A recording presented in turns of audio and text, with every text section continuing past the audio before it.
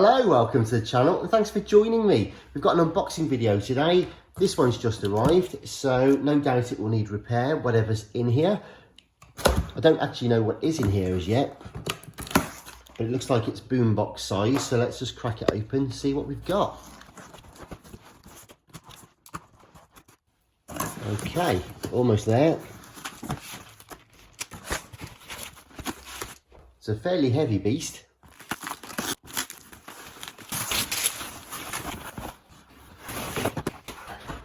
Well, my first instinct is blimey. My second one is I'm surprised it got here safely. I can't believe that something as big and heavy as this particular boombox was basically in an old little TV single layered cardboard box. But anyway, we've managed to get it here safely, as far as we know anyway. And as you can see, it's a Hitachi and it's a big old TRK, this one. You'll notice from the back that it's the 8190E.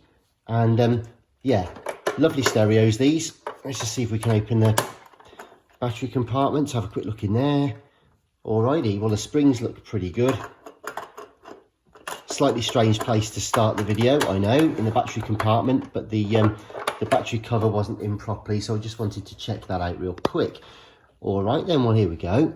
So it's a lovely old vintage boombox, as you can see here as well. It's also got the phono inputs in it as well, so you can indeed put your record player through this if you wanted to.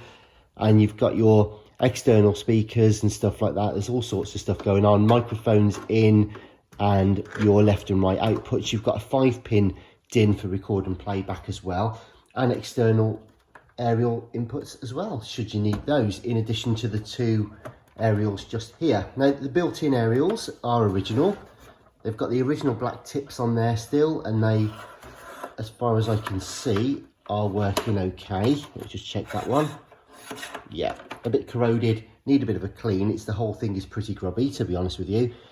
But we'll have a look, let's have a look. She's a heavy old girl. So I bought this kind of on a little bit of a whim, if I'm honest. I thought we could do one of these on the channel. And I think I've already done the belt change on the channel for one of these before, so do check that video out. But I don't know what's wrong with this one. I think it's probably got its issues.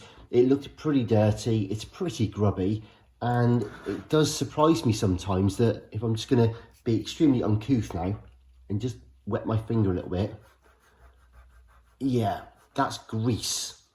That's grease and grime on there. So that's probably been in a kitchen or in the back of a dining room or something, and then put away, and it's just pretty grimy, pretty grotty and dirty. However, underneath all of that, I've got to say, it looks like it's in fab condition. You've basically got a master switch just here, which has got your tape, the radio, or your line in there, and indeed your record player. You've got your recording volume left and right. You can have auto record levels if you want, or manual. You've got your mono and stereo mode just there. You also have a Dolby as well, so you've got on and off simple switch there, and just a Dolby B on that one. Record mute on a momentary switch, and then you've got your bias in for normal type 1 and indeed chrome tapes there. Ditto for your EQ. You've also got your frequency control just there, and the different status for the tuner, the battery status, and the lights as well. So there we go, that's all on there. 2-band EQ, bass and treble, and then your volume on separate left and right sliders.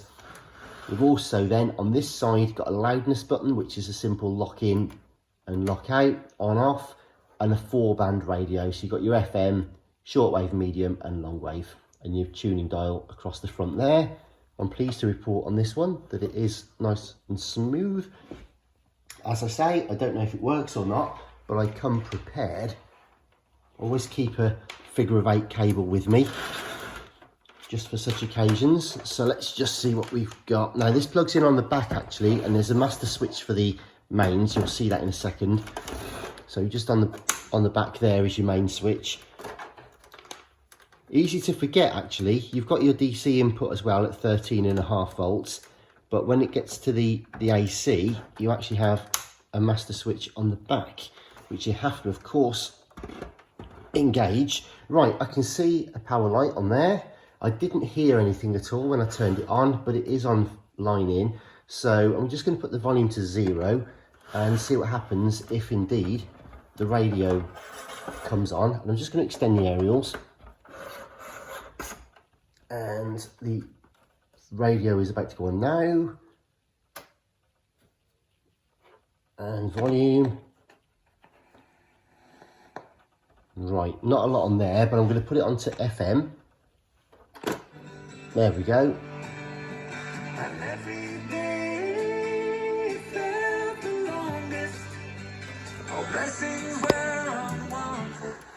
But better change that quick before we get any content matches.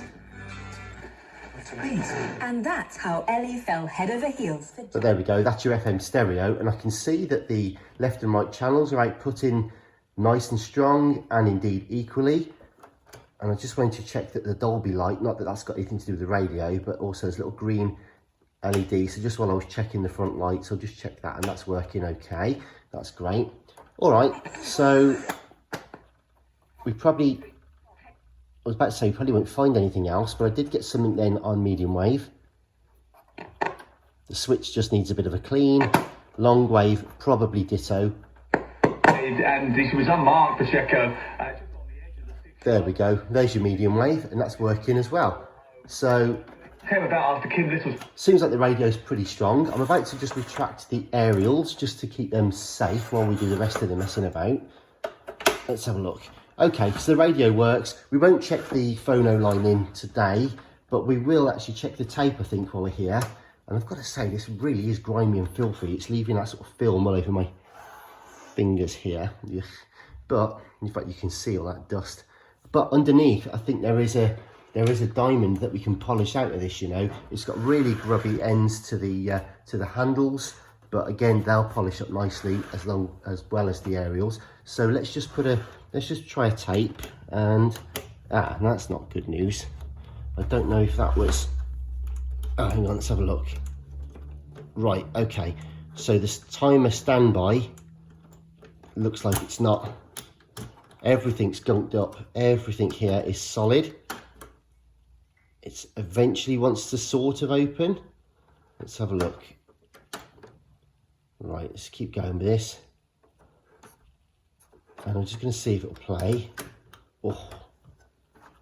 All right, well, I can hear the motor turning. None of the reels are spinning. The pinch roller I can see is just down there, not too bad, a bit dusty in there. The capstan's not turning, but I can hear the motor. So I'm just going to stop that and press play and fast forward. Yeah, nothing's doing there. I think the whole mech is probably grimed up. I'm not sure why the timer standby is stuck. I think perhaps the pause is a little bit greasy.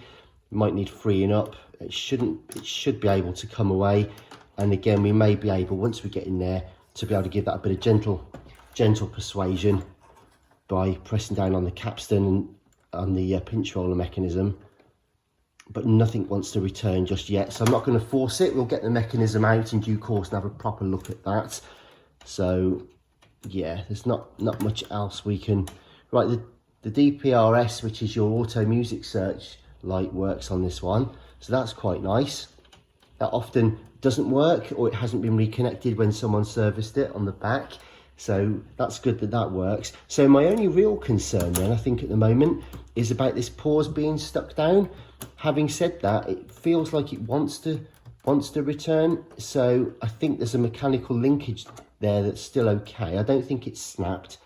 I think the whole thing is just really greasy and gunked up. I mean, you could tell by the resistance on all of this. It's not the transport buttons. People often think that the buttons themselves just need freeing up, but of course it's not the buttons themselves, it's the linkages and the mechanisms inside where the grease gets hard and dry over time. And if you try and force pressing these, that's when you're likely to do some damage. Far easier to remove the entire mech and service it properly, strip it down, degrease it, re-lube it where you need to, and obviously we'll change the belts, clean the capstan, the heads, the pinch roller, all that sort of stuff. But yeah, so far so good. I think it's going to be all right, this one. Looks like a nice little unit. So I think I'll wrap it up there, but please do stay tuned. Please consider subscribing if you haven't already. We'll have some updates on this soon. We'll strip it down, sort this mech out, give it a good service, give it a deep clean and go from there. Got loads of other boomboxes, got projects on the go at the moment, vintage electronic games. We've got 8-track players, we've got Walkmans, all kinds of stuff. So if you like your retro tech, then please do stay tuned. Please subscribe if you haven't already. If you do subscribe, thank you so much indeed for your support. Massively appreciated. And stay safe. I'll see you soon. All the best for now. Bye-bye.